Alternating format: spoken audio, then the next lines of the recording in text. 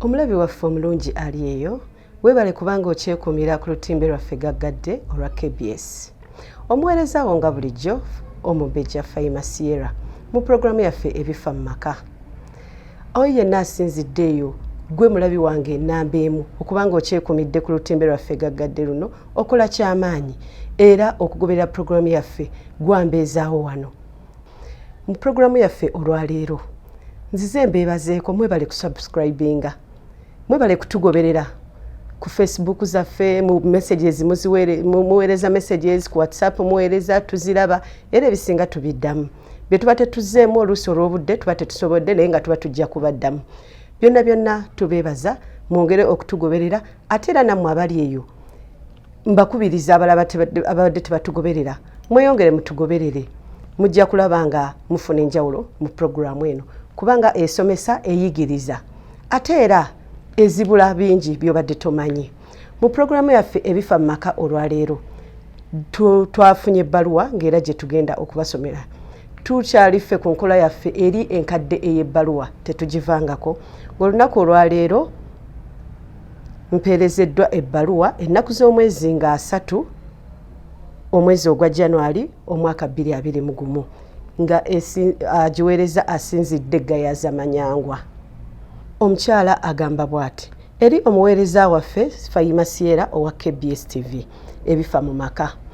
Nkulamusizza nnyo nnyabo omuweereza waffe mu programu yaffe ebifa mu maka ku KBS TV. Mwebale kutuweereza ebintu ebitusomesa era ebituyigiriza. Era mwebale empeereza ennungi. N'ennyongera okwebaza abo bonna abakulira TV eno okulaba nga tufuna empeereza ng'eno. Amannya agange nze Harriet Zawedde nga ndi mutuuze w'Emanyangwa Gayaza. Nafumbirwa eno naye nga si ewaffe gye nzaalibwa. Nze nzaalibwa Ekikyusa mu Bulemeezi yeewali ekyalo ky'ewaffe. Era nga nzaalibwa mu famire y'abaana 8 nga abawala tuli 3 abalenzi tuli 5. Nina obweraliikirivu eri nze wamu ne baganda bange 8 be tuzaalibwa nabo. Ensonga nga ziviira ddala mu kika ate nga zeetooloolera ku bataata baffe. Taata wange musajja mulimi ayina yika ezisukka mu 3 ez'ennaanansi. Kitange obulwadde bwamukwatira mu nnimiro obulwadde bw'omutwe ne tugezaako okumugulira eddagala eritandikibwako naye era teyafunawo njawulo. Obulwadde bwamweyongera nga asula asinda akaaba awoza kimu abaana bange ngenda kubalekera ani era ngenda kubaleka ntya. Ezaali ennaku zaafuuka wiiki naye nga ffenna twebuuza bulwadde ki buno obuluma taata nga taata buli kye tugezaako tekirina kye kimuyamba. Era wayita akaseera taata tumutwala mu ddwaliro. Abasawo ne bamwekebejja era dokita yateebereza okubanga taata waffe yali ayina ekizimba ku mutwe olw'obulumi bwe yali ayitamu era n'atuwa amagezi tugende mu x-ray bamukube ebifaananyi bamwekebejje. Omubejja Fayima Sierra twesondasonda obusente bwe twali tulinawo ne tubuwaayo nga ffenna tulwana kimu nti taata waffe awone era taata baamutwala mu x-ray okumukuba ekifaananyi ate ebyembi nga binajja Kasikonda gye yava tetwamanya. Olwo ne gujabagira ffenna twatya. Ensisi yatukuba ate nga gye buvuddeko emabega twali twakafiirwa bataata baffe 2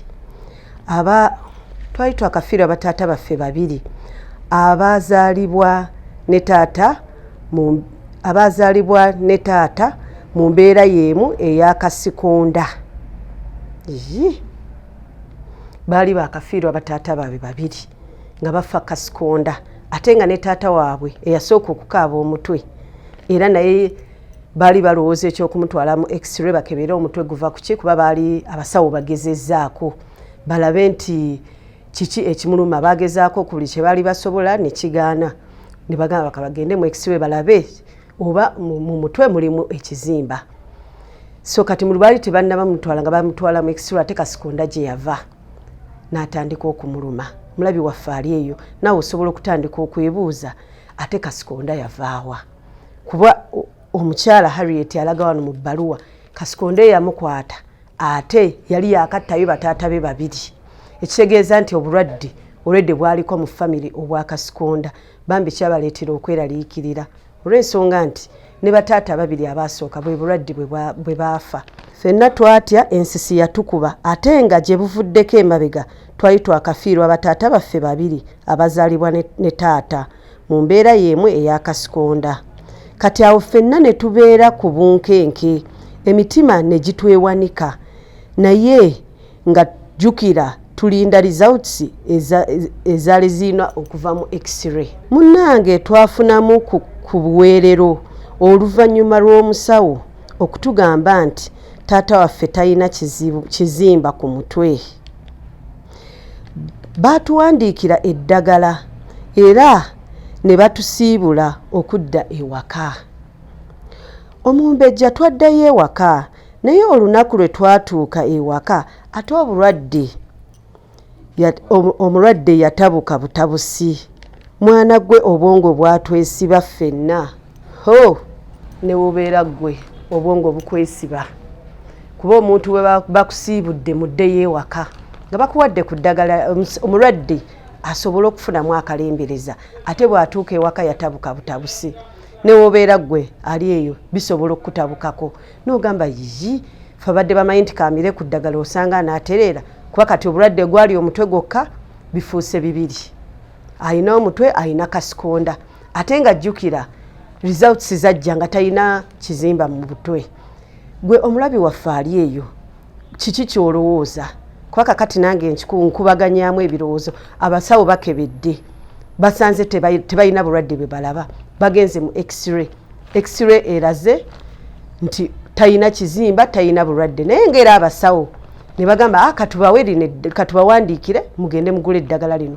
tulabe oba omulwadde anaagenda kkakkanamu naye ebyembi bagenda okutuuka awaka ate omulwadde yeeyongera kuba bubi ekyabaleetera obweraliikirivu katugende mu maaso n'ebbaluwa laba mwana gwe mukama bwanzijukiza nzize ndaba puroguramu zo waliwo endagiriro y'omwami Ssaalongo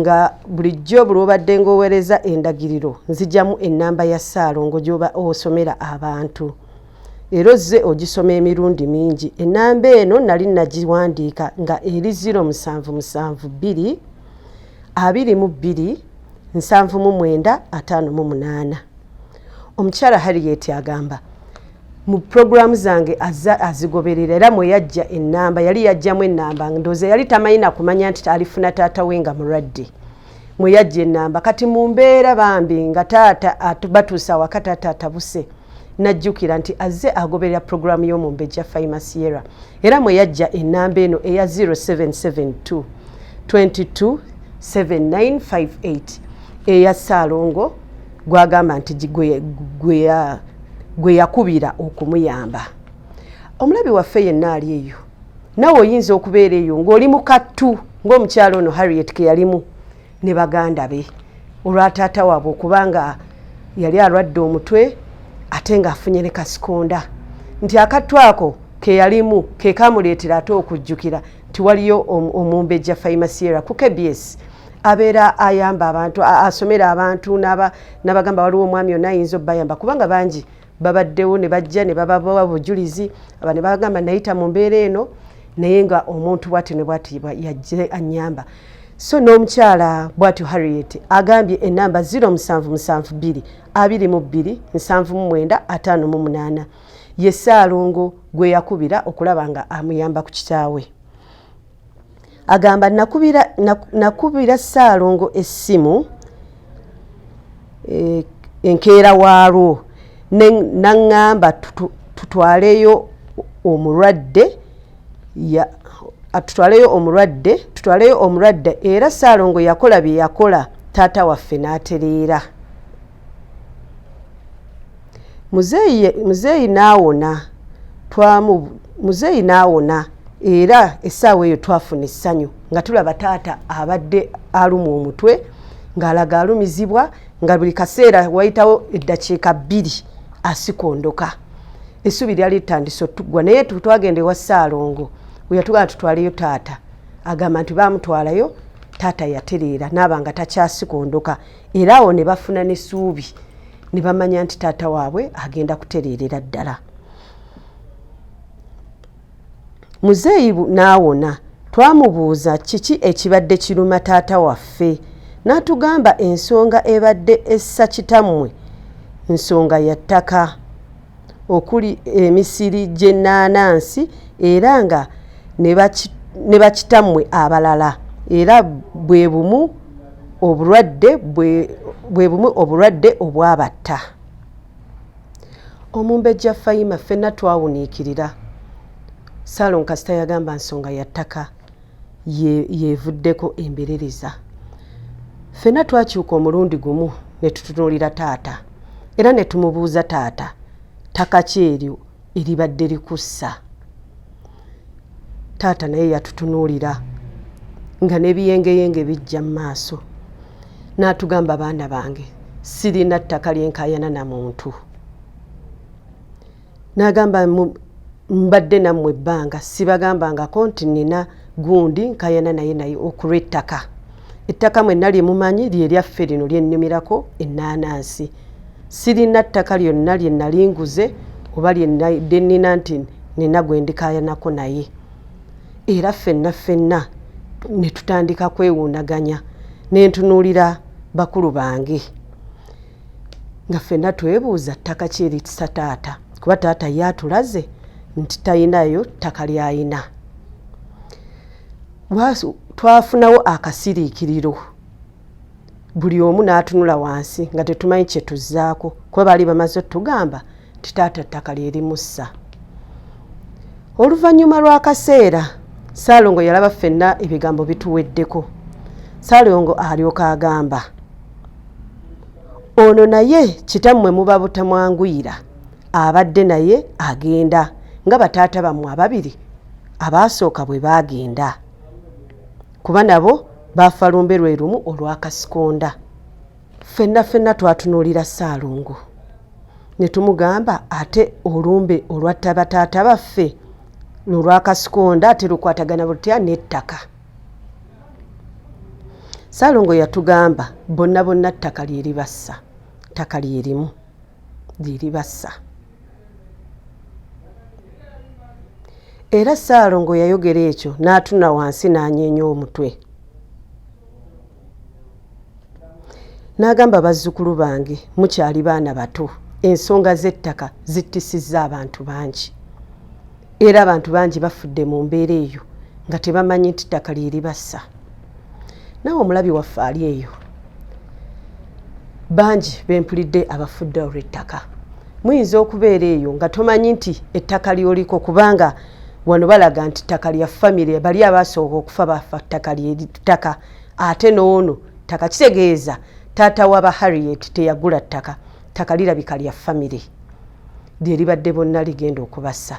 Bangi tugenze tubawulira nsonga ze zimu naye katulabe Harriet kyagamba ebbo ettaka lyabwe lyajja litya okubanga lisizza bataata be bonna abaasooka. Ssaalongo yayongera mu maaso n'atugamba nti ettaka eryo taata wammwe kwalimira ennaanansi lyali lya jjajjammwe azaala kitammwe era nga taata wammwe omuto azaalibwa ne kitammwe yazze akola bino byonna ettaka ayagala kulyeddiza lyonna nga abadde agenda kumaliriza kitammwe addeko ssenga mmwe olwo yeddize obwannannyini bwonna.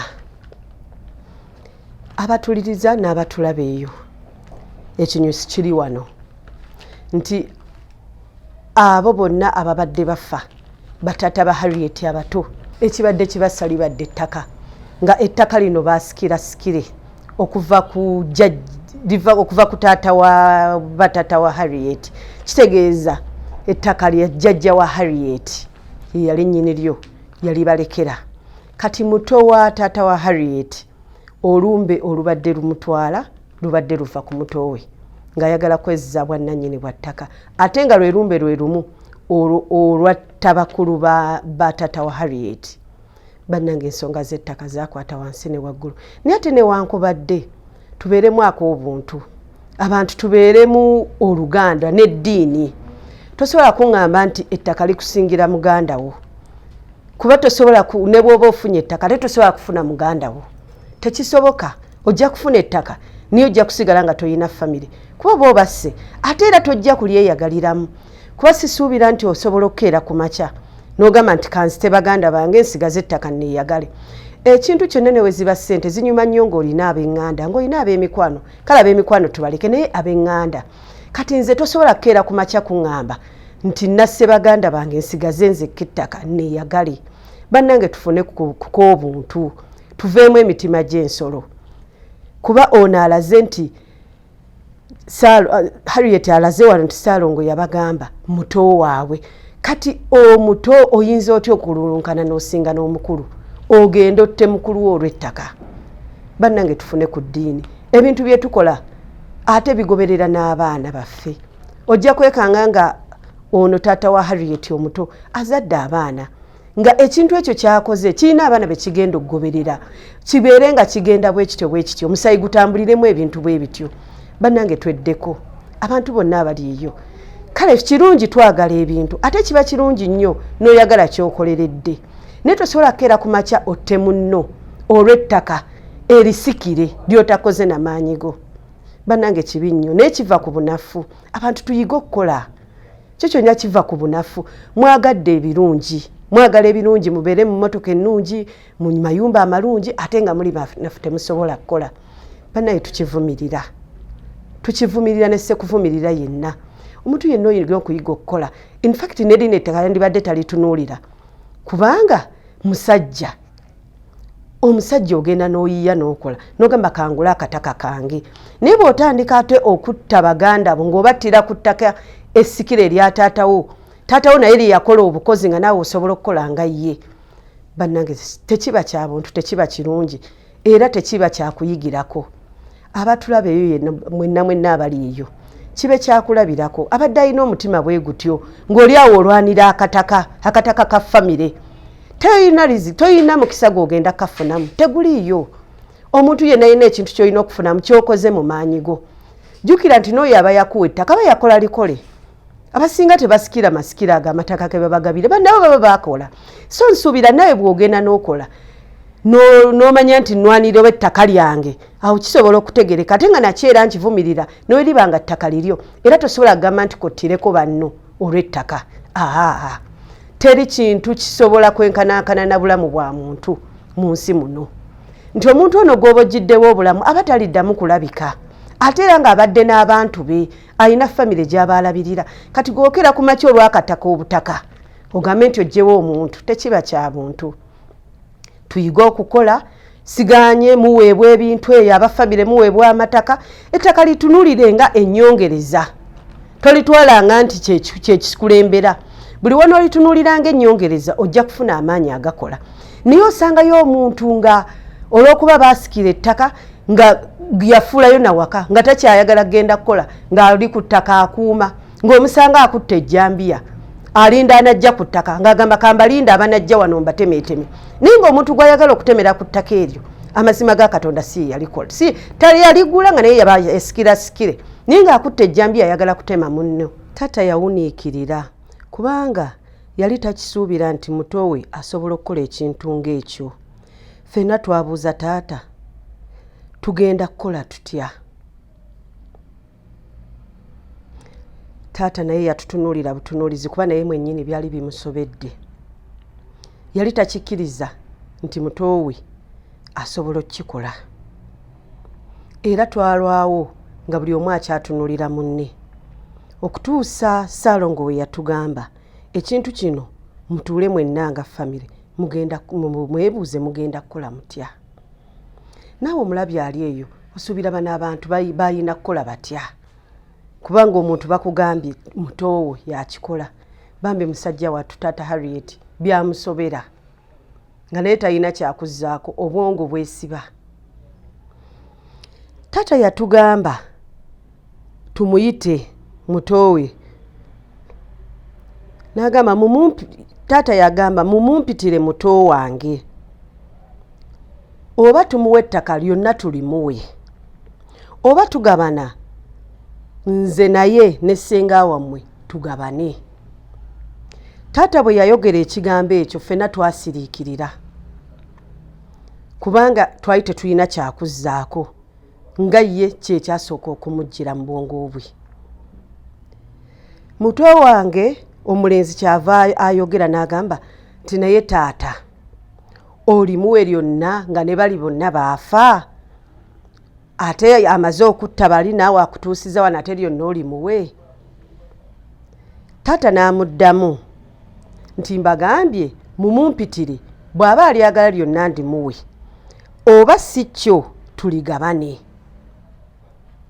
Muto wange omulala n'addamu n'amugamba taata ekyo tetukkiriziganya nakyo, already yatta bataata baffe, ate kaakati lwaki aba alitwala lyonna oba lwaki aba agabana, aviiremu awo. Taata yasiriikirira teyamuddamu. Ne wayitawo akabanga nga ffenna tusirise. Era olwaddako taata n'agamba mbagambye mumpitire muto wange njogere naye, oba alyagala lyonna alitwale, oba tuligabana tuligabane. Era n'amala n'asembyayo n'agamba ne ssenga wammwe mumumpitire. Omumbejja Fayima Sierra ffenna twasiriikirira kubanga buli gwe yagambanga nga tewali asituka, olw'ensonga nti ffenna ekyatujjira mu birowoozo kyali kyekimu. Tewali yayogeramu ne munne, naye ate ffenna ebirowoozo byakwatagana kubanga bato bange abalenzi bonna baali baswakidde nga bonna tebakkiriziganya na kya taata, nga bagamba already bataata baffe babatta, ate era naye mwennyini taata abakomyeyo, kaakati lwaki agabana naani ne taata waffe ettaka? Omulabi waffe ali eyo, embeera yeeno eriwo nti taata ayagala bayite mutowe bagabane, naye nga ayinza okuba akyogera olw'okuba nti ayagala kutaasa bulamu. Embeera eyo buli omu yali agituuseeko. Waliwo we bukya ng'omuntu abadde akomeza ku mugo gwa ntaana n'ogamba nedda kino bwe kiba kyekinzisa atwale.